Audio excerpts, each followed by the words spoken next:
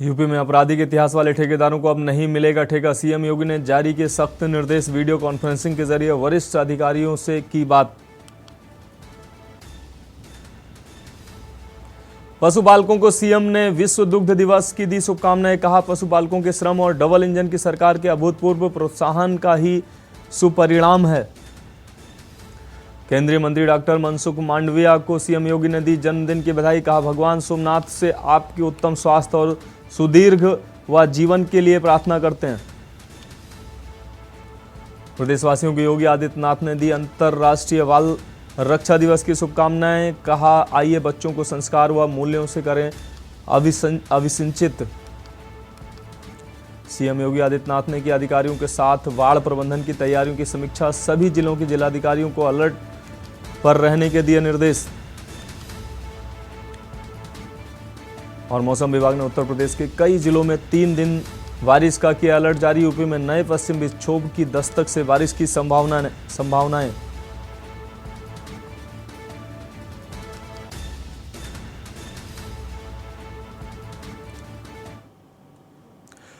नमस्कार, मैं हूं आपके साथ मनोज मानस। रुक करते हैं खबरों का। खबर गोरखपुर से आ रही है। गोरखपुर से दिल दहला देने वाली घटना सामने आ रही है।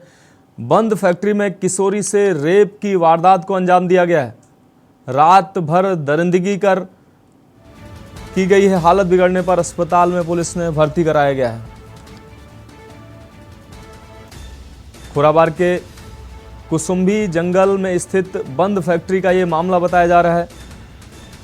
ग्राम प्रधान के भतीजे ने बंद फैक्ट्री में रात भर किया किशोरी के साथ रेप।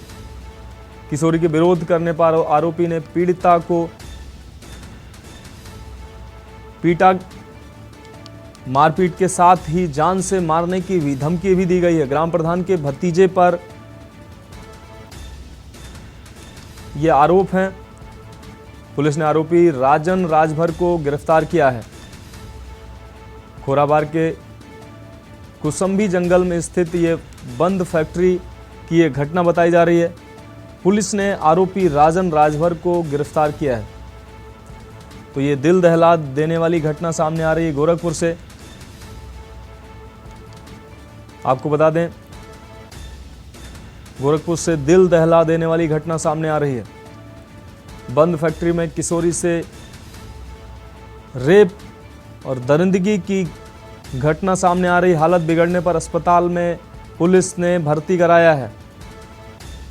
ग्राम प्रधान के भतीजे ने बंद फैक्ट्री में रात भर रेप की घटना को अंजाम दिया।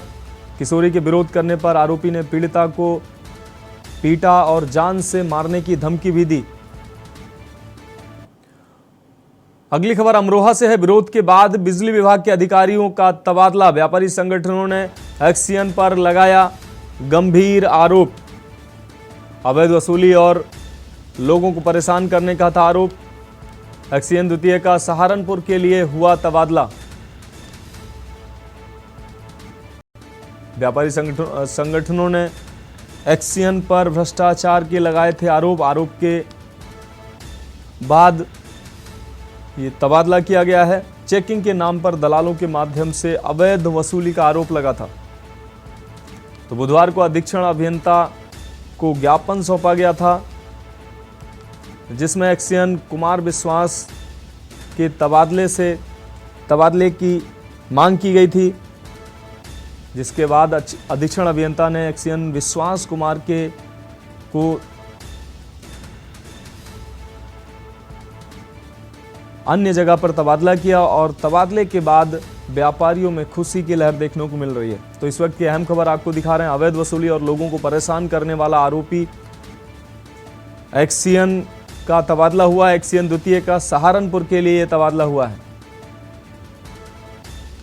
व्यापारी संगठन ने एक्सीएन पर भ्रष्टाचार के आरोप लगाए थे। आपको बता दें, चेकिंग के नाम पर दलालों के माध्यम से अवैध वसूली करने का आरोप एक्सीएन पर लगा है।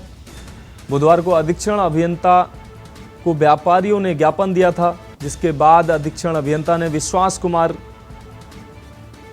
जो कि एक्सीएन है उनका तबादला किया है। तबादले के बाद व्यापारियों में खुशी की लहर है।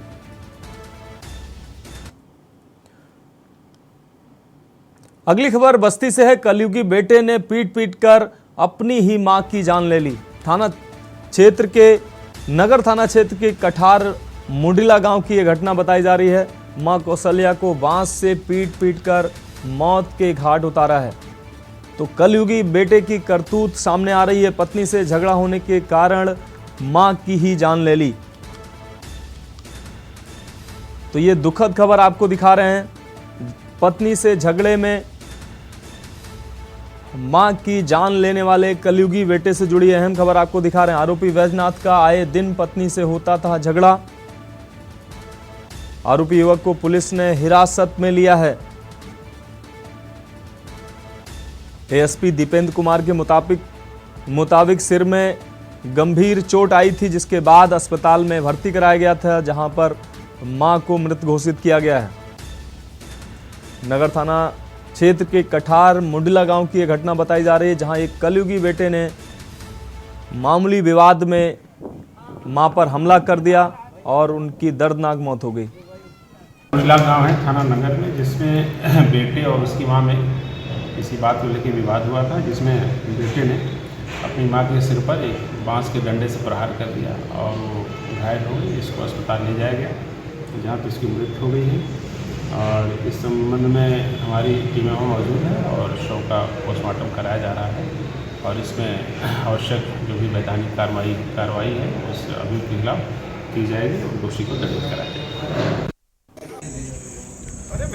तो ये अहम खबर आपको दिखा रहे हैं बस्ती से, और हमारे संवाददाता शैलेंद्र कुमार इसी खबर पर लाइव हमारे साथ जुड़े हुए हैं। जी शैलेंद्र, ये दुखद खबर जिसमें एक कलयुगी बेटे के द्वारा अपनी मां को मौत के घाट उतारा जाता है, क्या है पूरा मामला?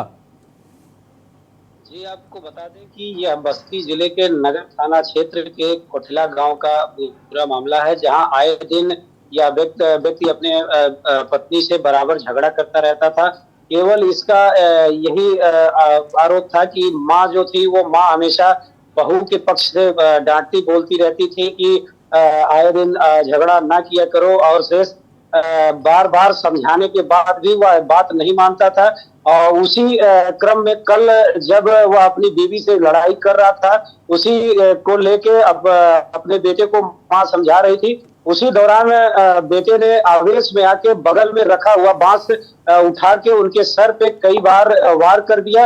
और 85 वर्ष जो उसकी मां थी, उसका उम्र 85 वर्ष के 54 वर्ष के आसपास था, और उसके सर में काफी चोट आने के बाद जो है ग्रामीणों ने उसे नजदीकी हॉस्पिटल पे ले जाके इलाज करवाया, और इलाज के दौरान ही उसकी मां को डॉक्टरों ने मृत घोषित कर दिया, जिसका पोस्टमार्टम पुलिस विभाग द्वारा कराया जा रहा है। शेष विधिक कार्रवाई की जाएगी। जी शैलेंद्र, अगर बात की जाए जिस वक्त ये कलयुगी बेटा अपने वृद्ध मां को पीट रहा था, आसपास के लोग वहां मौजूद नहीं थे, उन लोगों ने बचाने की कोशिश नहीं की? जी गांव वालों का यह कहना था कि इनके रोजाना के झगड़े थे, जहां ये होता था कि पारिवारिक मामला है तो आए दिन का लफड़ा होने की वजह से गांव के लोग कुछ ज्यादा जो है वो नजरअंदाज करते नजर आए। फिर बाद में जब शोरगुल ज्यादा बढ़ गया और उसकी पत्नी जो है जब चीख पुकार करने लगी, तब गांव के आसपास के लोग जुटे और तत्काल उसकी मां को एम्बुलेंस से वो नजदीकी हॉस्पिटल पे इलाज के लिए भेज दिया था। जी शैलेंद्र, से अहम जानकारी के लिए आपका शुक्रिया। तो आपको बता दें, बस्ती से अहम खबर आपको दिखा रहे हैं, जहां कलयुगी बेटे की करतूत सामने आई। अपनी ही मां को मौत के घाट उतारा है। मामूली विवाद में पत्नी से झगड़े का ये विवाद था, जिसमें मां को धारदार हथियार से, आपको बता दें, बांस से मां पर हमला कर दिया, जिसके बाद गंभीर अवस्था में मां को अस्पताल में भर्ती कराया गया ग्रामीणों के द्वारा, जहां अस्पताल में मां को मृत घोषित कर दिया गया। तो बात करते हैं अगली खबर की। खबर आगरा से। फतेहाबाद में जमीन पर लेटी प्रसूता का वीडियो वायरल हो रहा है। आपको बता दें, डिप्टी सीएम ब्रजेश पाठक ने सीएमओ आगरा को आदेश दिया है, अपनी गलतियों से लगातार सुर्खियों में है। सीएससी फतेहाबाद इलाज के नाम पर खाना पूर्ति का यह मामला सामने आ रहा है। तो फतेहाबाद सीएससी अपने कारगुजारियों के लिए लगातार चर्चा में रहा है। फतेहाबाद में जमीन पर लेटी प्रसूता का वीडियो वायरल हुआ है, जिसके बाद डिप्टी सीएम ब्रजेश पाठक ने सीएमओ आगरा को आदेश दिया है। अपनी गलतियों से लगातार सुर्खियों में रहा है सीएचसी फतेहाबाद और ये गंभीर घटना फिर सामने आ रही। इलाज के नाम पर खानापूर्ति करता है स्टाफ।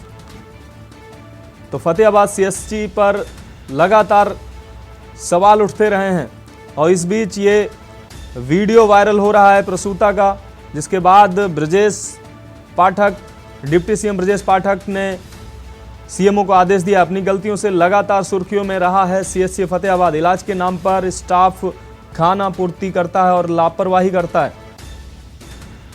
तो फतेहाबाद में जमीन पर लेटी प्रसूता का वीडियो वायरल हो रहा है, जिसके बाद उप मुख्यमंत्री ब्रजेश पाठक ने संज्ञान लिया है और सीएमओ को आदेशित किया है। इसी खबर पर हमारे संवाददाता अजेंद्र चौहान हमारे साथ लाइव जुड़े हुए हैं। जी अजेंद्र, फतेहाबाद सीएचसी अपने कारगुजारियों के लिए लगातार चर्चा में रहा है, क्या है पूरा मामला? प्रसूता का वीडियो वायरल हो रहा है। देखिए, ये तस्वीरें काफी है ये बताने के लिए कि जहां एक और सूबे के मुखिया और उनके साथ साथ जो डिप्टी सीएम है स्वास्थ्य मंत्री ब्रजेश पाठक के जो दावे हैं वो यहाँ खोखले साबित होते दिखाई दे रहे हैं, क्योंकि उनके आदेश की गड्डियां यहाँ आगरा का स्वास्थ्य महकमा उड़ाता है। और ये तस्वीरें कोई पहली बार नहीं है, ये तस्वीरें पहली बार नहीं है, क्योंकि आगरा के अगर एसएन मेडिकल कॉलेज की बात कर ली जाए और तो वहां के भी हालात ऐसे ही है। लेकिन ये जो देहात की जो सीएचसी है, चाहे वो फतेहाबाद हो या तमाम जो आगरा में तहसील है, वो देहात की बात हुई है। जो आप तस्वीरें देख रहे हैं, ये वीडियो जो वायरल है, ये फतेहाबाद सीएचसी का है, जहाँ एक प्रसूता जमीन पर लेटी हुई है और वो दावे जहाँ बेड, तमाम बेड और एम्बुलेंस की सुविधाओं की बात की जाती है, लेकिन वहाँ इलाज तक नहीं है। शर्मनाक करने वाली ये तस्वीरें हैं, सरकार को भी, सरकार के मंत्री को भी, और साथ ही साथ उन लापरवाह अफसरों के लिए जो डॉक्टर हैं यहाँ पर जो तैनात हैं, उनकी तैनाती किस लिए की गई है, वहाँ की जो कर्मचारी हैं उनको क्यों यहाँ पर लगाया गया है। सरकार से सेवा का पैसा पा रहे हैं, तनख्वाह पा रहे हैं, लेकिन आम जनता, जो जनता सरकार पर भरोसा कर रही है और उसके नुमाइंदे किस तरह से यहाँ सरकार को साग पर बट्टा लगा रहे हैं, ये तस्वीरें बता रही हैं। क्योंकि एक गर्भवती महिला तड़पती रही जमीन पर लेटी हुई है, उसके इलाज के लिए बेड नहीं है, उसको कोई डॉक्टर जो सीएचसी पर तैनात है वो कोई देखने वाला नहीं है। तो आखिर इतनी बड़ी लापरवाही चलती रहती है, लेकिन कार्रवाई के नाम पर खाना पूर्ति जरूर रहती है और एक कार्रवाई का इंतजार हमेशा से ही यहाँ आगरा में देखा गया कि कार्रवाई का इंतजार रहता है, कार्रवाई के नाम पर खाना पूर्ति की जाती है। कहा जा रहा है कि डिप्टी सीएम ने संज्ञान लिया है ब्रजेश पाठक ने, वो संज्ञान कितना कारगर साबित होगा, क्या गरीबों को इलाज मिल पाएगा या नहीं मिल पाएगा। लेकिन एक बात जरूर है कि दोबारा से एक बार फिर आगरा में एक शर्मनाक तस्वीर देखी गई, जहां पर एक महिला, गर्भवती महिला तड़प रही है, उसके परिजन जमीन पर बैठे हुए हैं, महिला जमीन पर लेटी हुई है और सरकार के मंत्री एक और कार्रवाई की बात करते हैं, लेकिन कार्रवाई अलग की बात है, लेकिन यहाँ लापरवाही जरूर चरम पर है। जी हाँ अजेंद्र, अगर बात की जाए निश्चित रूप से ये शर्मनाक तस्वीरें हैं। अगर बात की जाए डिप्टी सीएम ब्रजेश पाठक की, तो लगातार प्रदेश के अलग अलग जिलों में औचक निरीक्षण पर रहते हैं, स्वास्थ्य व्यवस्थाओं को चाक चौबंद होने की लगातार बात करते हैं। ऐसे में आगरा की ये तस्वीरें और लगातार जैसा कि आप बता रहे हैं कि लगभग सभी अस्पतालों सीएचसी का यही हाल है, जहां लापरवाहियों का बोलबाला है। ऐसे में स्वास्थ्य महकमे में जो दावे किए जा रहे हैं वो निश्चित रूप से फेल साबित हो रहे हैं। किसी तरीके की कहीं कोई व्यवस्था नजर नहीं आ रही है। देखिए मनोज, हमने तमाम तस्वीरें के न्यूज के माध्यम से दिखाई हैं, जहां आगरा के शहरी इलाके में जहां एसएन मेडिकल कॉलेज है, वहां पर परिजन खेल पर अपने जो बुजुर्ग पिता है उसको ले जाते हुए हमने दिखाई है, तमाम ऑटो में ले जाते हुए दिखाई है। कोरोना से लेकर अभी तक अगर सीएचसी की देहातों की अगर हम बात कर ले, जो ग्रामीण इलाके हैं जहां पर सरकार की ओर से सीएचसी बनाई गई है, यहाँ पर एक सिर्फ खाना पूर्ति है। यानी कि ये मान लीजिए यहाँ पर एक फर्स्ट एड दिया जाता है, अगर कोई एक्सीडेंट का पेशेंट आता है तो उसको इस तरह से टाँके लगाए जाते हैं जैसे मान लीजिए बोरा सिला जा रहा है, क्योंकि यहाँ पर संसाधनों का अभाव मान लीजिए, या यहाँ पर जो डॉक्टर तैनात किए गए हैं वो यहाँ पर निपुण नहीं है उस काम के लिए। और ये जो आप वीडियो देख रहे हैं, जो इस बार जो आज की वीडियो वायरल, कल का जो वीडियो वायरल हुआ है, ये वीडियो वायरल कोई नई बात नहीं है। लगातार इस तरह की वीडियो आती रहती हैं, वो उनकी दशा अलग अलग होती है, लेकिन ऐसी वीडियो तमाम आती हैं। कार्रवाई की अगर बात करें तो ब्रजेश पाठक जो सूबे के डिप्टी सीएम हैं और स्वास्थ्य मंत्री हैं, जगह जगह पर घूमकर और क्या ये जरूर कहते हैं कि कार्रवाई करेंगे, डॉक्टरों को ध्यान देना चाहिए, कोई भी लापरवाही गरीबों के स्वास्थ्य के लिए नहीं होनी चाहिए। स्वास्थ्य विभाग में कहीं पर भी लापरवाही नहीं चलेगी। लेकिन ये लापरवाही का पूरा पिटारा है मनोज। ये जो तस्वीरें हैं ये बता रहा है कि लापरवाही ज्यादा है या डिप्टी सीएम के आदेश की हम धज्जियां उड़ाते हुए जो स्वास्थ्य विभाग के जो कर्मचारी हैं ये कह रहे हैं कि हम आदेश किसी का नहीं मानेंगे, हमारे जो हालात हैं वैसे ही रहेंगे। शायद ये तस्वीरें तो यही कह रही है, लेकिन कार्रवाई का इंतजार जरूर रहेगा। और देखने वाली बात ये होगी कि आखिर डिप्टी सीएम इस पर कोई संज्ञान किस तरह का लेते हैं, और संज्ञान लेने की भी इसमें जरूरत है। और एक ऐसी कार्रवाई होनी चाहिए जो तमाम जो उत्तर प्रदेश में तमाम जो सीएससी हैं वहां पर भी उस कार्रवाई का डर जरूर होना चाहिए। हाँ, निश्चित रूप से अजंत, इस अहम जानकारी के लिए आपका बहुत शुक्रिया। तो हमारे सहयोगी अजंत चौहान ने आगरा के अस्पतालों और सीएससी, तमाम जो सीएससी हैं वहाँ की व्यवस्थाओं से रूबरू कराया। उन्होंने तमाम तस्वीरें जो आप हमारे दर्शक साफ तौर से देख सकते हैं, ये निश्चित रूप से शर्मनाक तस्वीरें हैं। हमारे संवाददाता ने बताया कि आगरा के लगभग सभी अस्पतालों और सीएससी का यही सूरत हाल है।